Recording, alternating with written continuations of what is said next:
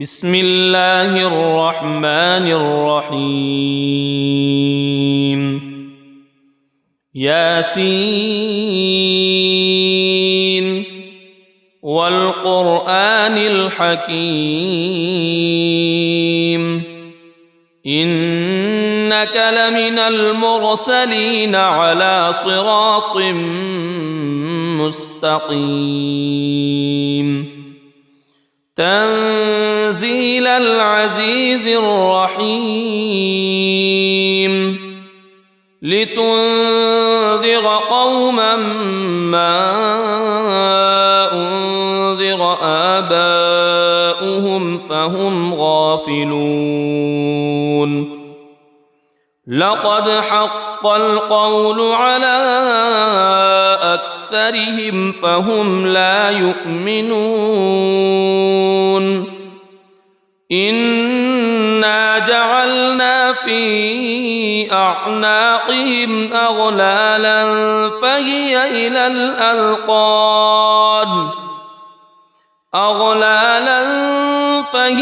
إلى الأذقان فهم مقمحون وجعلنا من بين أيديهم سدا ومن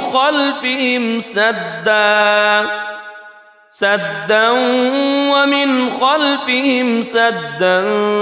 فأغشيناهم فهم لا يبصرون وسواء عليهم أأنذرتهم أم لم تنذرهم لا يؤمنون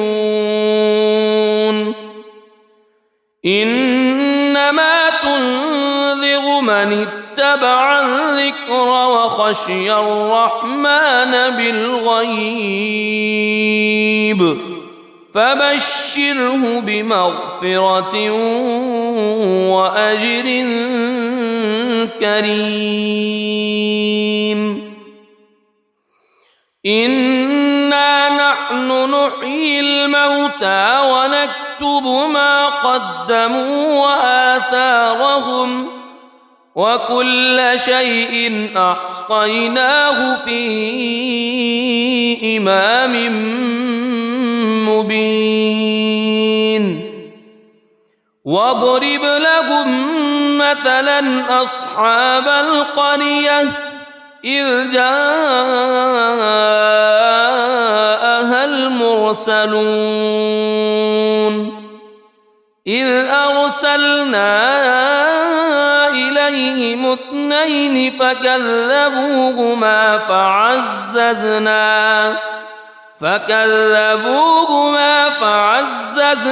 بثالث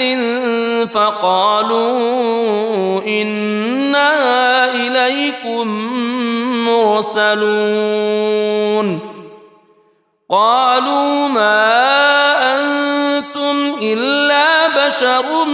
مثلنا وما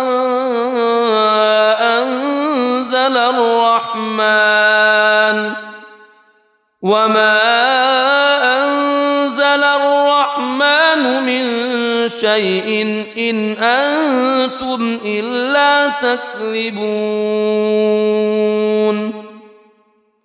قالوا ربنا يعلم إنا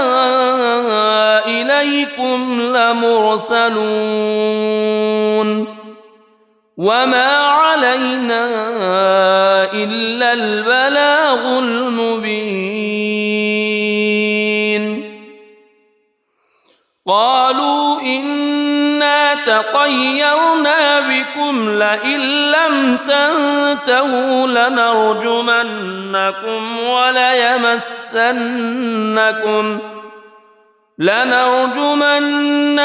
وليمسنكم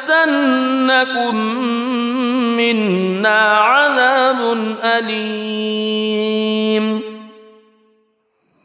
قالوا طائركم معكم أئن ذكرتم بل أنتم قوم مسرفون وجاء من أقصى المدينة رجل يسعى قال يا قوم اتبعوا المرسلين اتبعوا من لا يسألكم أجرا وهم مهتدون وما لي لا أعبد الذي فطرني وإليه ترجعون أأتخذ من دونه آلهة إن يردني الرحمن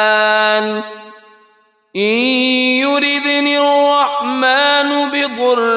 لا تغن عني شفاعتهم شيئا ولا ينقذون إني إذا لفي ضلال مبين إني آمنت بربكم فاسمعون قيل ادخل الجنة قال يا ليت قومي يعلمون بما غفر لي ربي وجعلني من المكرمين وما أنزلنا على قومه من بعده من جند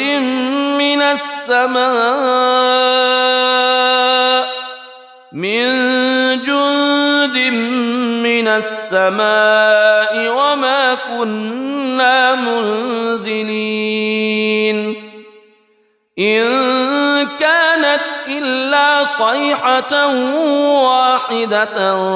فإذا هم خامدون يا حسرة على العباد ما يأتيهم من رسول إلا كانوا به يستهزئون ألم يروا كم أهلكنا قبلهم من القرون أنهم إليهم لا يرجعون وإن كل لما جميع لدينا محضرون وآية لهم الأرض الميتة أحييناها وأخرجنا منها حبا فمنه يأكلون وجعلنا فيها جنات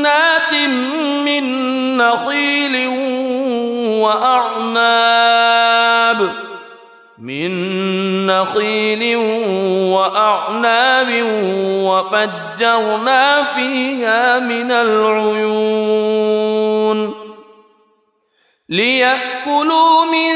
ثمره وما عملته أيديهم أفلا يشكرون سبحان الذي خلق الأزواج كلها مما تنبت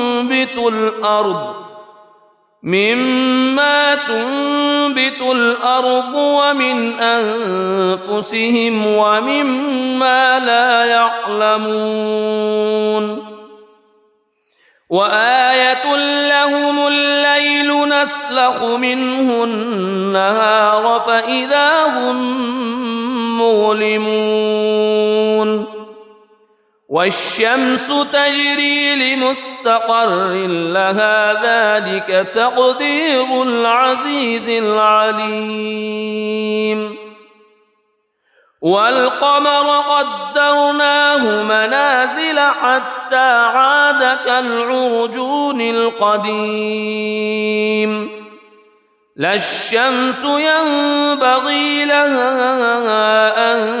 تدرك القمر ولا الليل سابق النهار وكل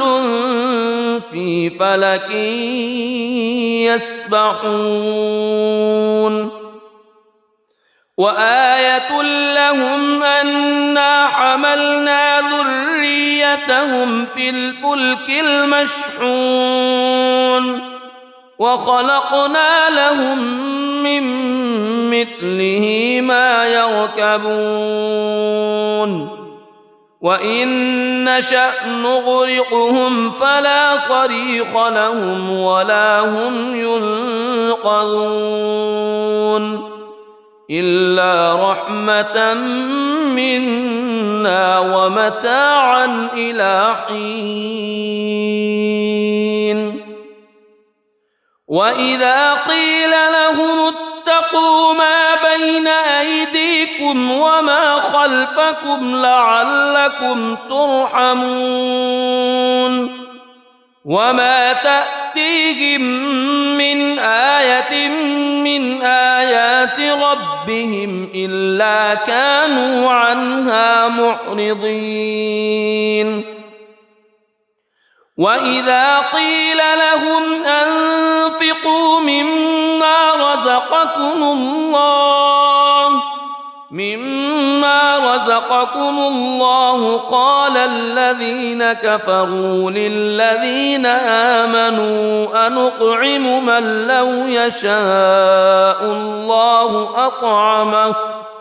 إن أنتم إلا في ضلال مبين ويقولون متى هذا الوعد إن كنتم صادقين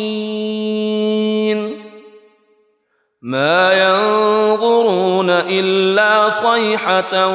واحدة تأخذهم وهم يخصمون فلا يستطيعون توصية ولا إلى أهلهم يرجعون ونفخ في الصور فإذا هم من الأجداث إلى ربهم ينسلون قالوا يا ويلنا من بعثنا من مرقدنا هذا ما وعد الرحمن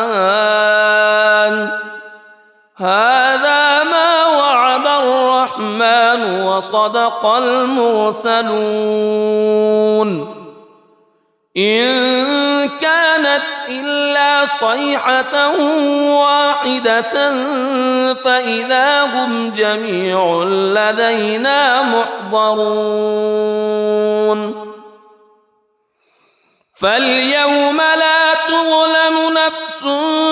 شيئا ولا تجزون إلا ما كنتم تعملون إن أصحاب الجنة اليوم في شغل فاكهون هم وأزواجهم في ظلال على الأرائك متكئون لهم فيها فاكهة ولهم ما يدعون سلام قولا من رب رحيم وامتازوا اليوم أيها المجرمون ألم أعهد إليكم يا بني ألا تعبدوا الشيطان ألم أعهد إليكم يا بني آدم ألا تعبدوا الشيطان إنه لكم عدو مبين وأن اعبدوني هذا صراط مستقيم ولقد أضل منكم جبلا كثيرا أفلم تكونوا تعقلون هذه جهنم التي كنتم توعدون اصلوها اليوم بما كنتم تكفرون اليوم نختم على أفواههم وتكلمنا أيديهم وتشهد أرجلهم بما كانوا يكسبون ولو نشاء لطمسنا على أعينهم فاستبقوا الصراط فأنى يبصرون ولو نشاء لمسخناهم على مكانتهم فما استطاعوا مضيا ولا يرجعون ومن نعمره ننكسه في الخلق أفلا يعقلون وما علمناه الشعر وما ينبغي له إن هو إلا ذكر وقرآن مبين لينذر من كان حيا ويحق القول على الكافرين أولم يروا أنا خلقنا لهم مما عملت أيدينا أنعاما فهم لها مالكون وذللناها لهم فمنها ركوبهم ومنها يأكلون ولهم فيها منافع ومشارب أفلا يشكرون واتخذوا من دون الله آلهة لعلهم ينصرون لا يستطيعون نصرهم وهم لهم جند محضرون فلا يحزنك قولهم إنا نعلم ما يسرون وما يعلنون أولم ير الإنسان أنا خلقناه من نطفة فإذا هو خصيم مبين وضرب لنا مثلا ونسي خلقه قال من يحيي العظام وهي رميم قل يحييها الذي أنشأها أول مرة وهو بكل خلق عليم الذي جعل لكم من الشجر الأخضر نارا فإذا أنتم منه توقدون أوليس الذي خلق السماوات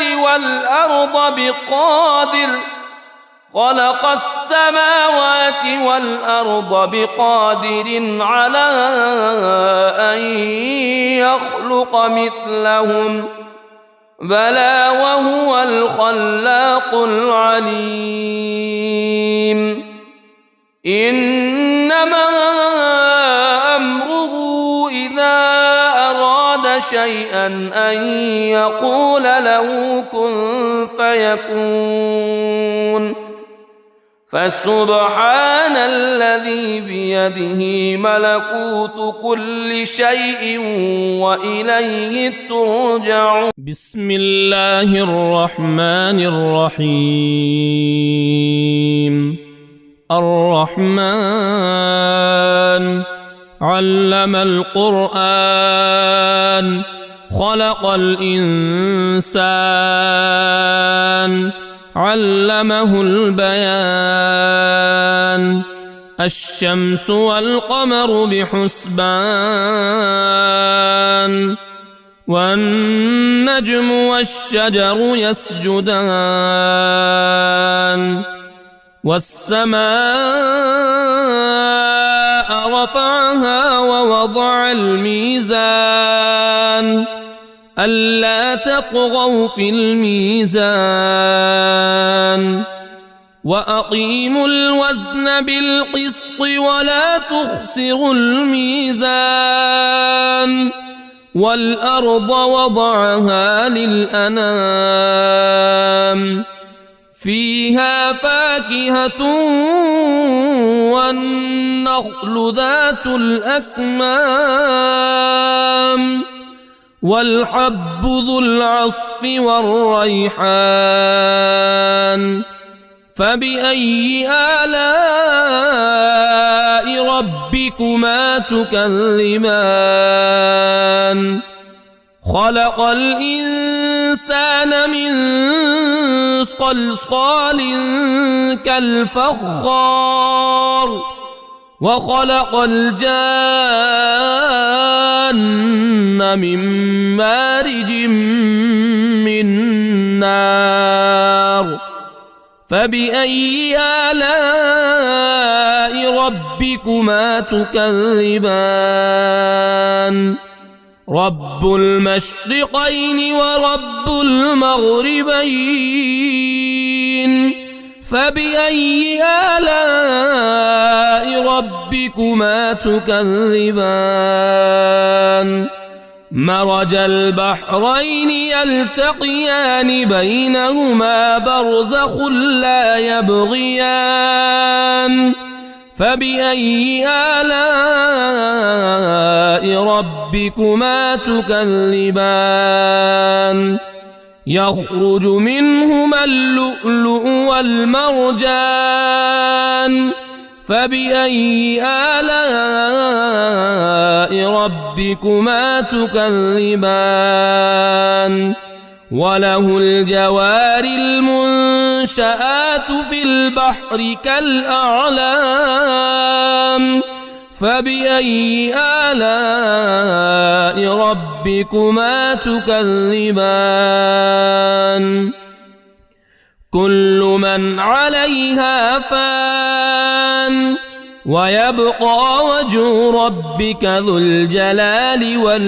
والإكرام فبأي آلاء ربكما تكذبان يسأله من في السماوات والأرض كل يوم هو في شأن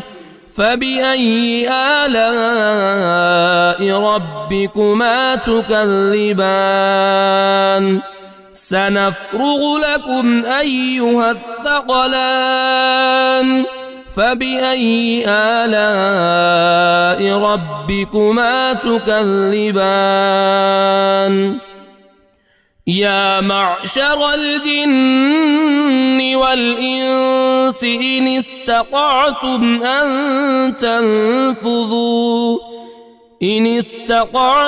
أن تنفذوا من أقطار السماوات والأرض فانفذوا لا تنفذون إلا بسلطان فبأي آلاء ربكما تكذبان يرسل عليكما شواظ من نار ونحاس فلا تنتصران فبأي آلاء ربكما تكذبان فإذا انشقت السماء فكانت وردة كالدهان فبأي آلاء ربكما تكذبان فيومئذ لا يسأل عن ذنبه إنس ولا جان فبأي آلاء ربكما تكذبان يعرف المجرمون بسيماهم فيؤخذ بالنواصي والأقدام فبأي آلاء ربكما تكذبان هذه جهنم التي يكذب بها المجرمون يطوفون بينها وبين حميم آن فبأي آلاء ربكما تكذبان ولمن خاف مقام ربه جنتان فبأي آلاء ربكما تكذبان ذواتا أفنان فبأي آلاء ربكما تكذبان فيهما عينان تجريان فبأي آلاء ربكما تكذبان فيهما من كل فاكهة زوجان فبأي آلاء ربكما تكذبان متكئين على فرش بطائنها من استبرق وجنى الجنتين دان فبأي آلاء ربكما تكذبان فيهن قاصرات الطرف لم يطمثهن إنس قبلهم ولا جان فبأي آلاء ربكما تكذبان كأنهن الياقوت والمرجان فبأي آلاء ربكما تكذبان هل جزاء الإحسان إلا الإحسان فبأي آلاء ربكما تكذبان ومن دونهما جنتان فبأي آلاء ربكما تكذبان مدهامتان فبأي آلاء ربكما تكذبان فيهما عينان نضاختان فبأي آلاء ربكما تكذبان فيهما فاكهة ونخل ورمان فبأي آلاء ربكما تكذبان فيهن خيرات حسان فبأي آلاء ربكما تكذبان حور مقصورات في الخيام فبأي آلاء ربكما تكذبان لم يطمثهن إنس قبلهم ولا جان فبأي آلاء ربكما تكذبان متكئين على رفرف خضر وعبقري حسان فبأي آلاء ربكما تكذبان تبارك اسم ربك ذي الجلال والإكرام. بسم الله الرحمن الرحيم. ياسين والقرآن الحكيم إنك لمن المرسلين على صراط مستقيم تنزيل العزيز الرحيم لتنذر قوما ما أنذر آباؤهم فهم غافلون لقد حق القول على أكثرهم فهم لا يؤمنون إنا جعلنا في أعناقهم أغلالا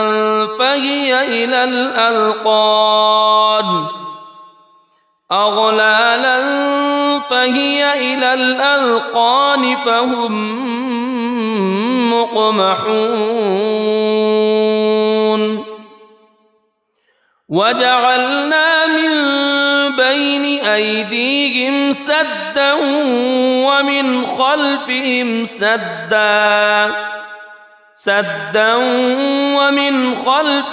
سدا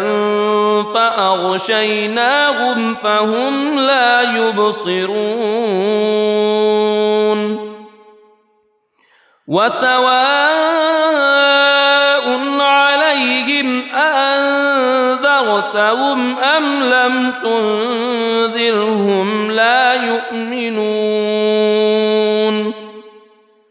إنما تنذر من اتبع الذكر وخشي الرحمن بالغيب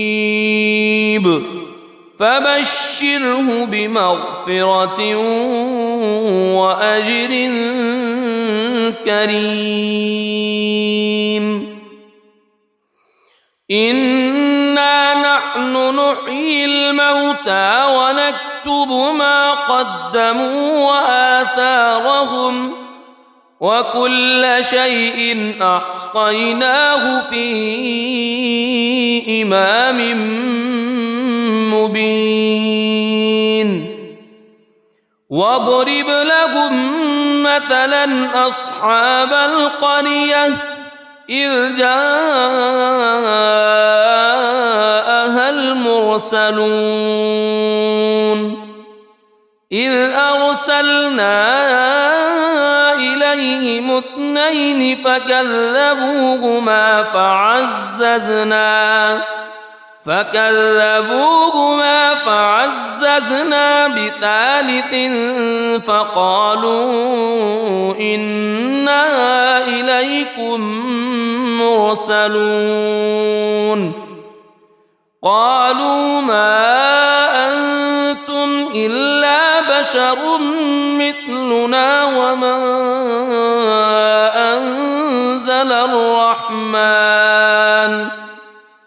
وما أنزل الرحمن من شيء إن أنتم إلا تكذبون قالوا ربنا يعلم إنا إليكم لمرسلون وما علينا إلا البلاغ المبين قالوا إنا تطيرنا بكم لئن لم تنتهوا لنرجمنكم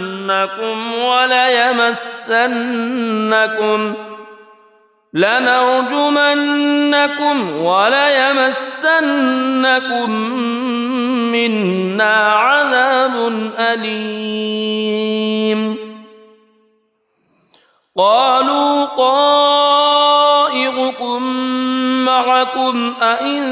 ذكرتم بل أنتم قوم مسرفون وجاء من أقصى المدينة رجل يسعى قال يا قوم اتبعوا المرسلين اتبعوا من لا يسألكم أجرا وهم مهتدون وما لي لا أعبد الذي فطرني وإليه ترجعون أأتخذ من دونه آلهة إن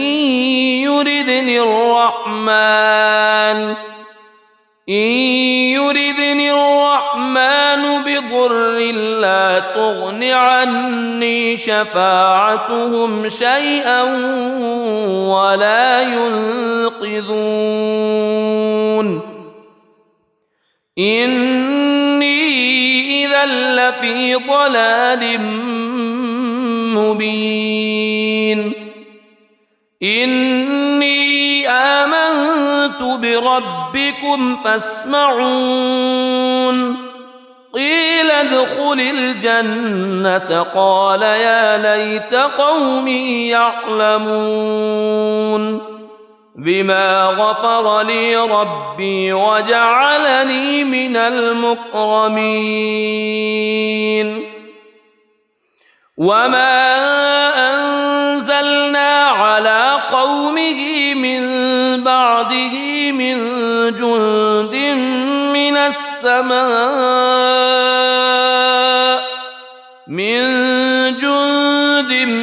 من السماء وما كنا منزلين إن كانت إلا صيحة واحدة فإذا هم خامدون يا حسرة على العباد ما يأتيهم من رسول إلا كانوا به يستهزئون ألم يروا كم أهلكنا قبلهم من القرون أنهم إليهم لا يرجعون وإن كل لما جميع لدينا محضرون وآية لهم الأرض الميتة أحييناها وأخرجنا منها حبا فمنه يأكلون وجعلنا فيها جنات من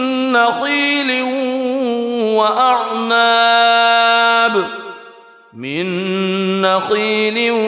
وأعناب وفجرنا فيها من العيون ليأكلوا من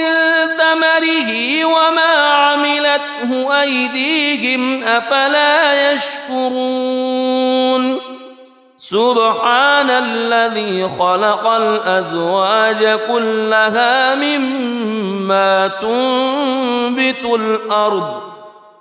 مما تنبت الأرض ومن أنفسهم ومما لا يعلمون وآية لهم الليل نسلخ منه النهار فإذا هم مظلمون والشمس تجري لمستقر لها ذلك تقدير العزيز العليم والقمر قدرناه منازل حتى عاد كالعرجون القديم لا الشمس ينبغي لها أن تدرك القمر ولا الليل سابق النهار وكل في فلك يسبحون وآية لهم أنا حملنا ذريتهم في الفلك المشحون وخلقنا لهم من مثله ما يركبون وإن نشأ نغرقهم فلا صريخ لهم ولا هم ينقذون إلا رحمة منا ومتاعا إلى حين وإذا قيل لهم اتقوا ما بين أيديكم وما خلفكم لعلكم ترحمون وما تأتيهم من آية من آيات ربهم إلا كانوا عنها معرضين وإذا قيل لهم أنفقوا مما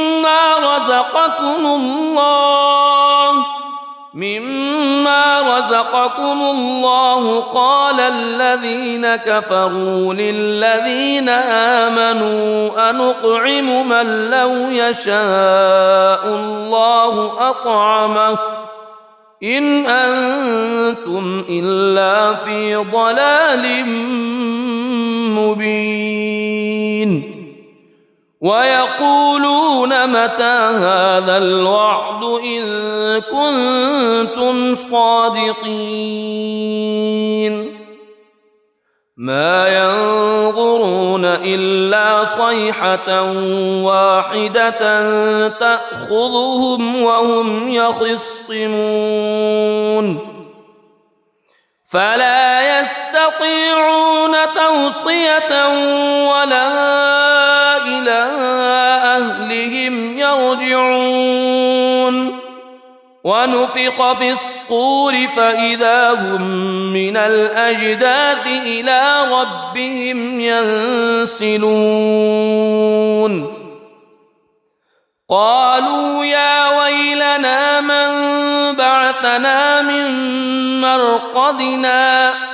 هذا ما وعد الرحمن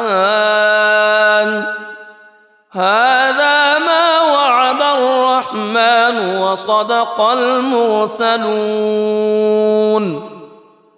إن كانت إلا صيحة واحدة فإذا هم جميع لدينا محضرون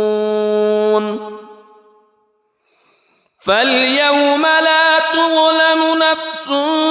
شيئا ولا تجزون إلا ما كنتم تعملون إن أصحاب الجنة اليوم في شغل فاكهون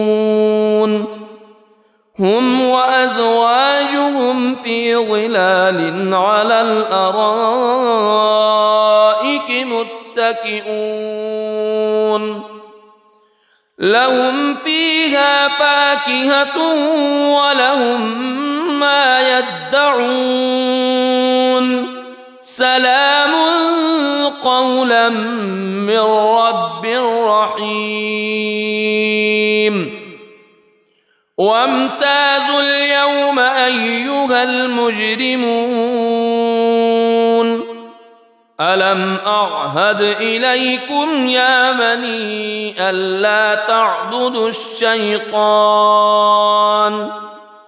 ألم أعهد إليكم يا بني آدم ألا تعبدوا الشيطان إنه لكم عدو مبين وأن اعبدوني هذا صراط مستقيم ولقد أضل منكم جبلا كثيرا أفلم تكونوا تعقلون هذه جهنم التي كنتم توعدون اصلوها اليوم بما كنتم تكفرون اليوم نختم على أفواههم وتكلمنا أيديهم وتشهد أرجلهم بما كانوا يكسبون ولو نشاء لطمسنا على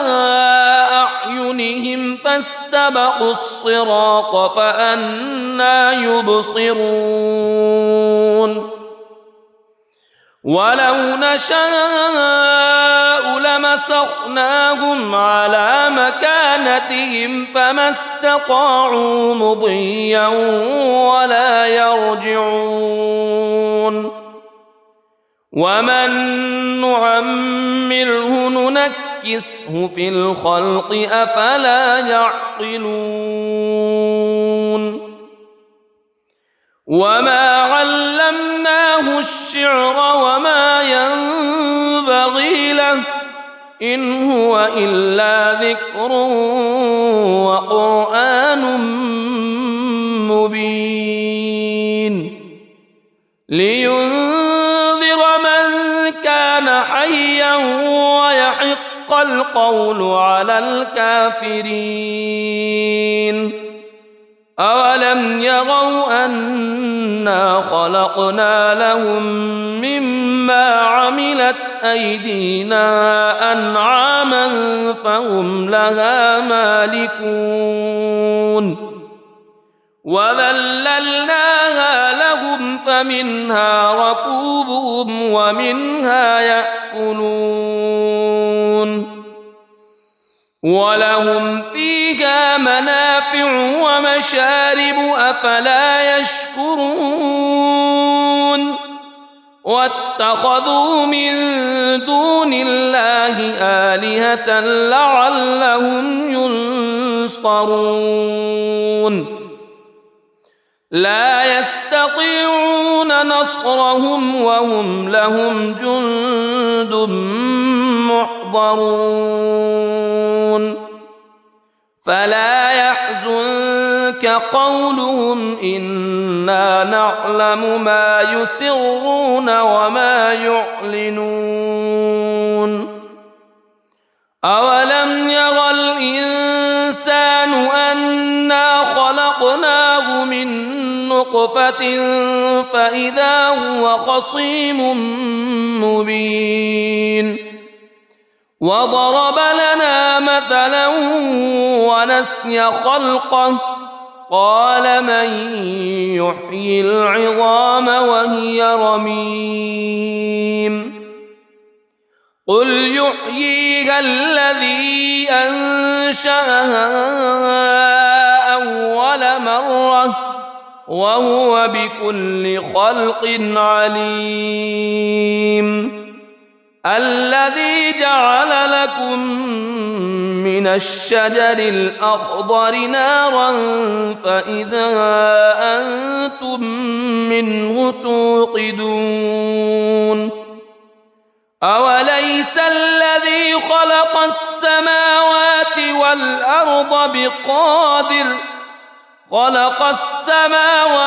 والأرض بقادر على أن يخلق مثلهم بلى وهو الخلاق العليم إنما أمره إذا أراد شيئا أن يقول له كن فيكون فسبحان الذي بيده ملكوت كل شيء وإليه ترجعون. بسم الله الرحمن الرحيم. الرحمن علم القرآن خلق الإنسان علمه البيان. الشمس والقمر بحسبان والنجم والشجر يسجدان. والسماء رفعها ووضع الميزان ألا تطغوا في الميزان وأقيموا الوزن بالقسط ولا تخسروا الميزان. والأرض وضعها للأنام فيها فاكهة والنخل ذات الأكمام والحب ذو العصف والريحان. فبأي آلاء ربكما تكذبان؟ خلق الإنسان من صلصال كالفخار وخلق الجان من مارج من نار. فبأي آلاء ربكما تكذبان؟ رب المشرقين ورب المغربين. فبأي آلاء ربكما تكذبان؟ مرج البحرين يلتقيان بينهما برزخ لا يبغيان. فبأي آلاء ربكما تكذبان؟ يخرج منهما اللؤلؤ والمرجان. فبأي آلاء ربكما تكذبان؟ وله الجوار المنشآت في البحر كالأعلام. فبأي آلاء ربكما تكذبان؟ كل من عليها فان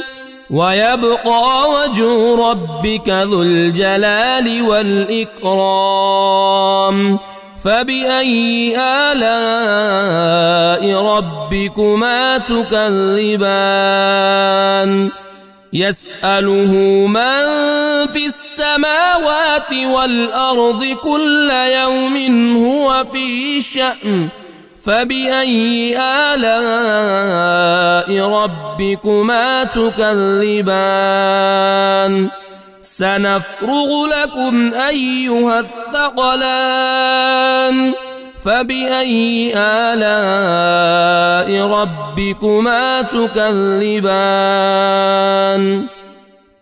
يا معشر الجن والإنس إن استطعتم أن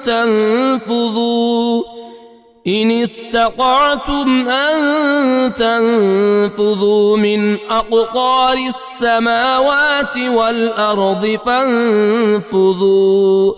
لا تنفذون إلا بسلطان. فبأي آلاء ربكما تكذبان؟ يرسل عليكما شواظ من نار ونحاس فلا تنتصران. فبأي آلاء ربكما تكذبان فإذا انشقت السماء فكانت وردة كالدهان فبأي آلاء ربكما تكذبان فيومئذ لا يسأل عن ذنبه إنس ولا جان فبأي آلاء ربكما تكذبان يعرف المجرمون بسيماهم فيؤخذ بالنواصي والأقدام فبأي آلاء ربكما تكذبان هذه جهنم التي يكذب بها المجرمون يطوفون بينها وبين حميم آن فبأي آلاء ربكما تكذبان ولمن خاف مقام ربه جنتان فبأي آلاء ربكما تكذبان ذواتا أفنان فبأي آلاء ربكما تكذبان فيهما عينان تجريان فبأي آلاء ربكما تكذبان فيهما من كل فاكهة زوجان فبأي آلاء ربكما تكذبان متكئين على فرش بطائنها من استبرق وجنى الجنتين دان فبأي آلاء ربكما تكذبان فيهن قاصرات الطرف لم يطمثهن إنس قبلهم ولا جان فبأي آلاء ربكما تكذبان كأنهن الياقوت والمرجان فبأي آلاء ربكما تكذبان هل جزاء الإحسان إلا الإحسان فبأي آلاء ربكما تكذبان ومن دونهما جنتان فبأي آلاء ربكما تكذبان مدهامتان فبأي آلاء ربكما تكذبان فيهما عينان نضاختان فبأي آلاء ربكما تكذبان فيهما فاكهة ونخل ورمان فبأي آلاء ربكما تكذبان فيهن خيرات حسان فبأي آلاء ربكما تكذبان حور مقصورات في الخيام فبأي آلاء ربكما تكذبان لم يطمثهن إنس قبلهم ولا جان فبأي آلاء ربكما تكذبان متكئين على رفرف خضر وعبقري حسان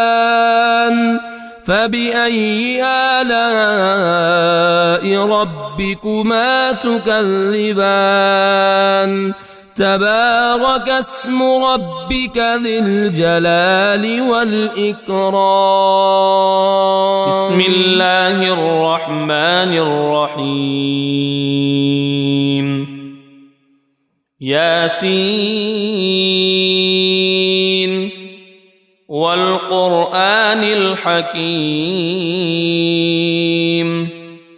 إنك لمن المرسلين على صراط مستقيم تنزيل العزيز الرحيم لتنذر قوما ما أنذر آباؤهم فهم غافلون لقد حق القول على أكثرهم فهم لا يؤمنون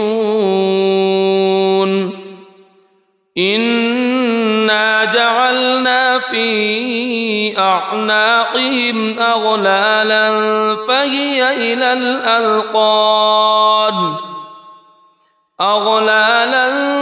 فهي إلى الأذقان فهم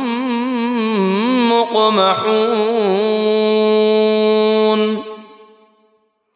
وجعلنا من بين أيديهم سدا ومن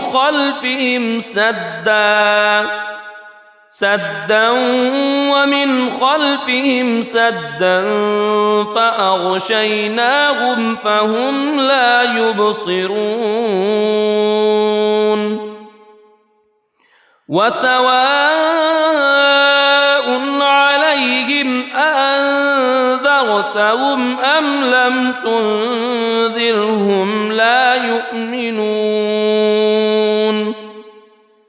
إنما تنذر من اتبع الذكر وخشي الرحمن بالغيب فبشره بمغفرة وأجر كريم إنا نحن نحيي الموتى ونكتب ما قدموا وآثارهم وكل شيء أحصيناه في إمام مبين واضرب لهم مثلا أصحاب القرية إذ جاءها المرسلون إذ أرسلنا إليهم اثنين فكذبوهما فعززنا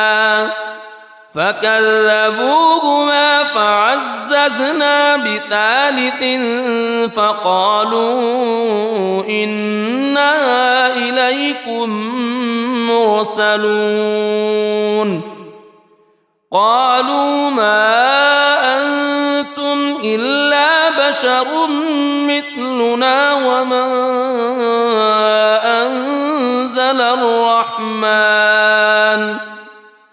وما أنزل الرحمن من شيء إن أنتم إلا تكذبون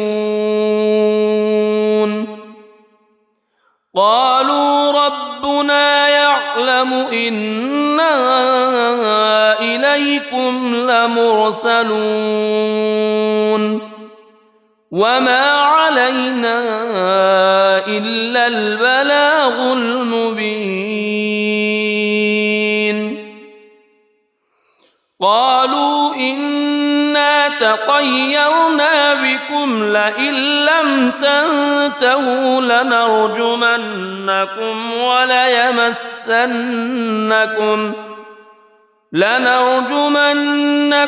وليمسنكم منا عذاب أليم قالوا طائركم معكم أئن ذكرتم بل أنتم قوم مسرفون وجاء من أقصى المدينة رجل يسعى قال يا قوم اتبعوا اتبعوا من لا يسألكم أجرا وهم مهتدون وما لي لا أعبد الذي فطرني وإليه ترجعون أأتخذ من دونه آلهة إن يردني الرحمن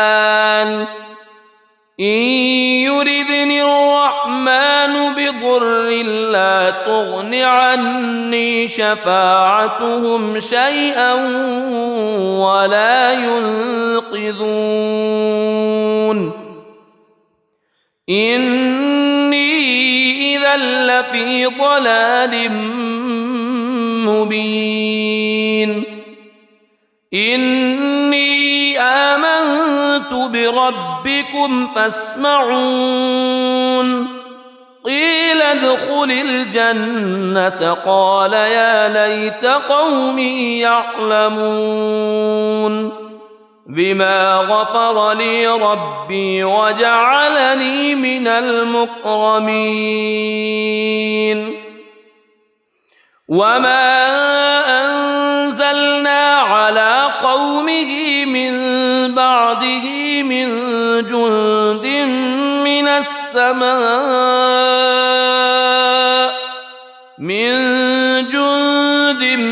من السماء وما كنا منزلين إن كانت إلا صيحة واحدة فإذا هم خامدون يا حسرة على العباد ما يأتيهم من رسول إلا كانوا به يستهزئون ألم يروا كم أهلكنا قبلهم من القرون أنهم إليهم لا يرجعون وإن كل لما جميع لدينا محضرون وآية لهم الأرض الميتة أحييناها وأخرجنا منها حبا فمنه يأكلون وجعلنا فيها جنات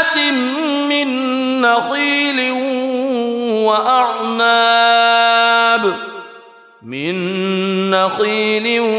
وأعناب وفجرنا فيها من العيون ليأكلوا من ثمره وما عملته أيديهم أفلا يشكرون سبحان الذي خلق الأزواج كلها مما تنبت الأرض مما تنبت الأرض ومن أنفسهم ومما لا يعلمون وآية لهم الليل نسلخ منه النهار فإذا هم مظلمون والشمس تجري لمستقر لها ذلك تقدير العزيز العليم والقمر قدرناه منازل حتى عاد كالعرجون القديم لا الشمس ينبغي لها أن تدرك القمر ولا الليل سابق النهار وكل في فلك يسبحون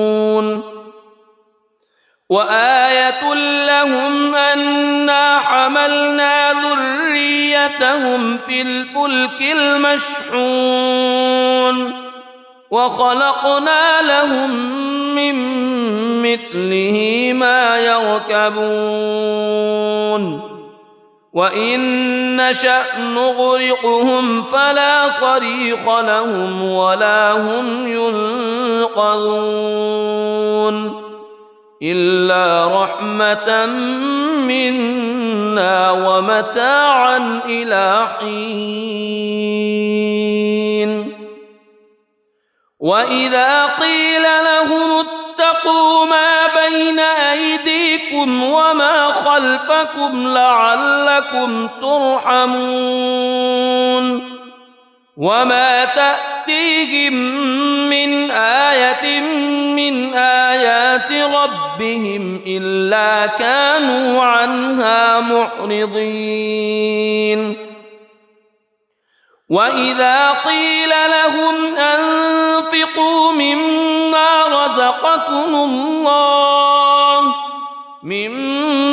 رزقكم الله قال الذين كفروا للذين آمنوا أنطعم من لو يشاء الله أطعمه إن أنتم إلا في ضلال مبين ويقولون متى هذا الوعد إن كنتم صادقين ما ينظرون إلا صيحة واحدة تأخذهم وهم يخصمون فلا يستطيعون توصية ولا إلى أهلهم يرجعون ونفخ في الصور فإذا هم من الأجداث إلى ربهم ينسلون قالوا يا ويلنا من بعثنا من مرقدنا هذا ما وعد الرحمن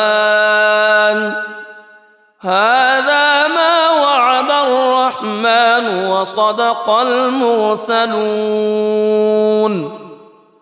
إن كانت إلا صيحة واحدة فإذا هم جميع لدينا محضرون فاليوم لا تظلم نفس شيئا ولا تجزون إلا ما كنتم تعملون إن أصحاب الجنة اليوم في شغل فاكهون هم وأزواجهم في ظلال على الأرائك متكئون لهم فيها فاكهة ولهم ما يدعون سلام قولا من رب رحيم وامتازوا اليوم أيها المجرمون ألم أعهد إليكم يا بني ألا تعبدوا الشيطان ألم أعهد إليكم يا بني آدم ألا تعبدوا الشيطان إنه لكم عدو مبين وأن اعبدوني هذا صراط مستقيم ولقد أضل منكم جبلا كثيرا أفلم تكونوا تعقلون هذه جهنم التي كنتم توعدون اصلوها اليوم بما كنتم تكفرون اليوم نختم على أفواههم وتكلمنا أيديهم وتشهد أرجلهم بما كانوا يكسبون ولو نشاء لطمسنا على أعينهم فاستبقوا الصراط فأنى يبصرون ولو نشاء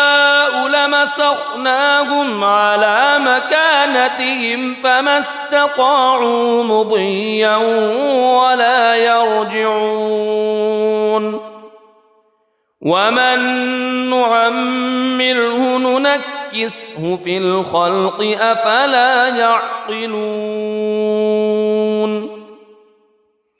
وما علمناه الشعر وما ينبغي له إن هو إلا ذكر وقرآن مبين لينذر من كان حيا ويحق القول على الكافرين أولم يروا أنا خلقنا لهم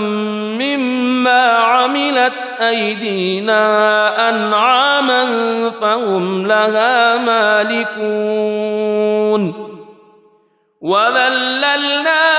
لهم فمنها ركوبهم ومنها يأكلون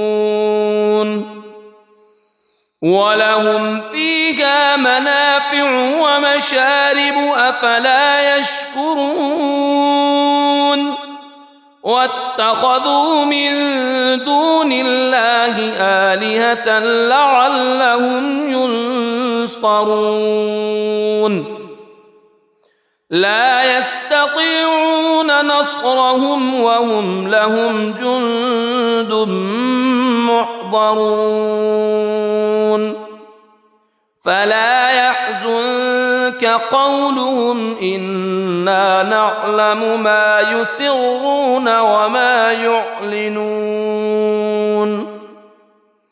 أولم يرى الإنسان أنا خلقناه من نطفة فإذا هو خصيم مبين وضرب لنا مثلا ونسي خلقه قال من يحيي العظام وهي رميم قل يحييها الذي أنشأها أول مرة وهو بكل خلق عليم الذي جعل لكم من الشجر الأخضر نارا فإذا أنتم منه توقدون أوليس الذي خلق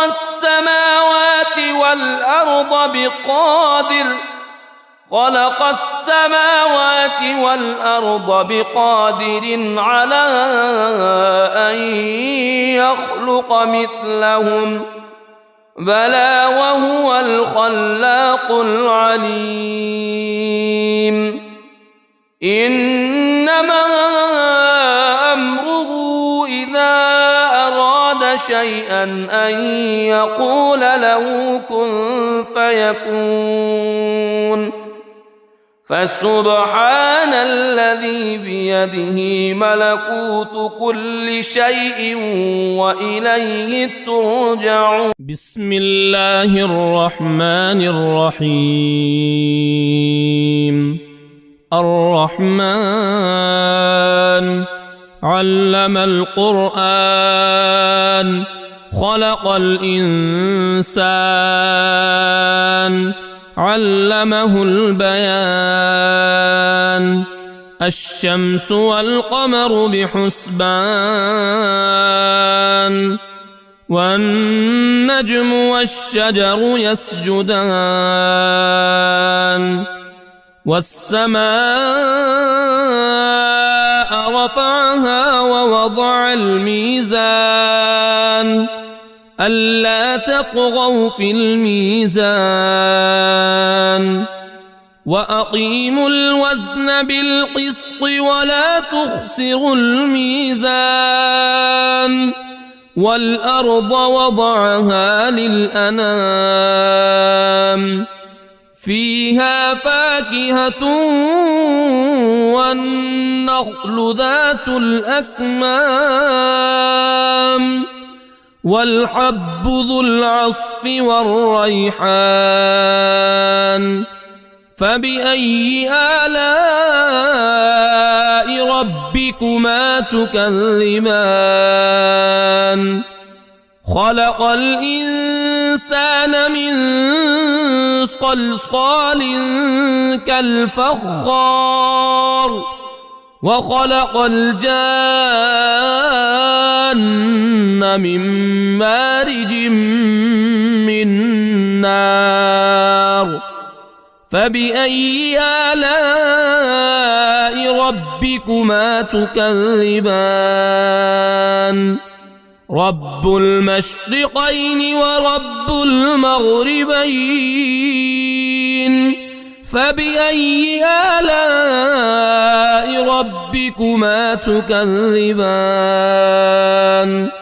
مرج البحرين يلتقيان بينهما برزخ لا يبغيان فبأي آلاء ربكما تكذبان يخرج منهما اللؤلؤ والمرجان فبأي آلاء ربكما تكذبان وله الجوار المنشآت في البحر كالأعلام فبأي آلاء ربكما تكذبان كل من عليها فان ويبقى وجه ربك ذو الجلال والإكرام فبأي آلاء ربكما تكذبان يسأله من في السماوات والأرض كل يوم هو في شأن فبأي آلاء ربكما تكذبان سنفرغ لكم أيها الثقلان فبأي آلاء ربكما تكذبان يا معشر الجن والإنس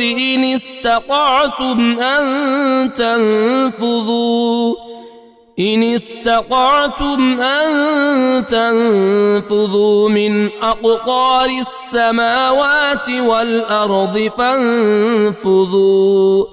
لا تنفذون إلا بسلطان فبأي آلاء ربكما تكذبان يرسل عليكما شواظ من نار ونحاس فلا تنتصران فبأي آلاء ربكما تكذبان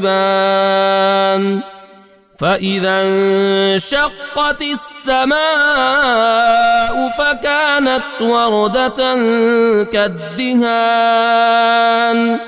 فبأي آلاء ربكما تكذبان فيومئذ لا يسأل عن ذنبه إنس ولا جان فبأي آلاء ربكما تكذبان يعرف المجرمون بسيماهم فيؤخذ بالنواصي والأقدام فبأي آلاء ربكما تكذبان هذه جهنم التي يكذب بها المجرمون يطوفون بينها وبين حميم آن فبأي آلاء ربكما تكذبان ولمن خاف مقام ربه جنتان فبأي آلاء ربكما تكذبان ذواتا أفنان فبأي آلاء ربكما تكذبان فيهما عينان تجريان فبأي آلاء ربكما تكذبان فيهما من كل فاكهة زوجان فبأي آلاء ربكما تكذبان متكئين على فرش بطائنها من استبرق وجنى الجنتين دان فبأي آلاء ربكما تكذبان فيهن قاصرات الطرف لم يطمثهن إنس قبلهم ولا جان فبأي آلاء ربكما تكذبان كأنهن الياقوت والمرجان فبأي آلاء ربكما تكذبان هل جزاء الإحسان إلا الإحسان فبأي آلاء ربكما تكذبان ومن دونهما جنتان فبأي آلاء ربكما تكذبان مدهامتان